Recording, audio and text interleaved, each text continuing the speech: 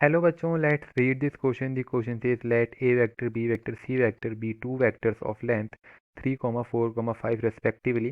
Let a vector be perpendicular to b vector plus c vector and b vector to c vector plus of a vector and c vector to a plus b vector. Then the length of vector a vector plus b vector plus c vector is. तो हमें a vector plus b vector plus c vector की यहाँ पे length निकालनी है। तो देखो अब यहाँ पे की कंसेप्ट देखते हैं कि हमारा की कंसेप्ट क्या होगा।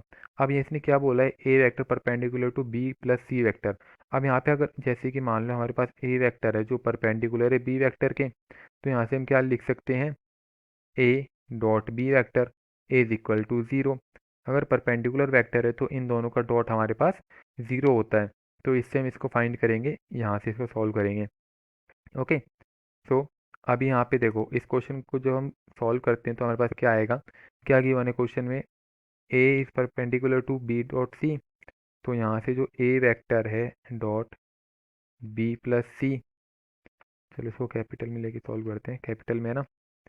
हाँ, तो यहाँ पे क्या है, A vector dot B vector plus C vector is equal to zero. और दूसरी क्या है, B vector dot C vector plus A vector is equal to zero. तीसरी क्या है, C vector dot A vector plus B vector is equal to zero. अब ये तीनों चीज़ दे रखी, अब अगर हम एक दूसरे को इनको सॉल्व करें तो यहाँ से हमारे पास क्या क्या इक्वेशन आ जाएंगी। तो a dot B plus a dot c is equal to zero, ये होगी हमारी इक्वेशन नंबर फर्स्ट। अब दूसरी इक्वेशन को अगर सॉल्व करा जाए तो क्या आएगा, b dot c plus b dot a is equal to zero. अब थर्ड इक्वेशन को सॉल्व करेंगे, होगी इक्वेशन नंबर टू। थर्ड को सॉल्व करेंगे तो c dot a plus c dot b is equal to zero, ये हो गई इक्वेशन नंबर थर्ड हमारी। अब ये तीनों इक्वेशन आ गई। अब जब हम इन तीनों को ऐड करेंगे तो हमारे पास क्या आएगा, देखो, adding equation one two and three. अब जब इन तीनों इक्वेशन को हमने यहाँ पे ऐड करा तो हमारे पास क्या आया, a dot B plus a dot c plus b dot C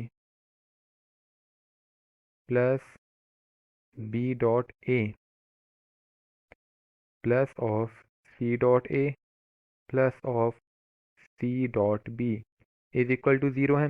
तो यहाँ पे देखो ये ए डॉट बी, ये भी बी डॉट ए सेम ही है, a dot c a dot c b dot c dot b सारे सेम है। तो यहाँ से क्या आएगा, twice of a vector dot B vector plus B vector dot C vector plus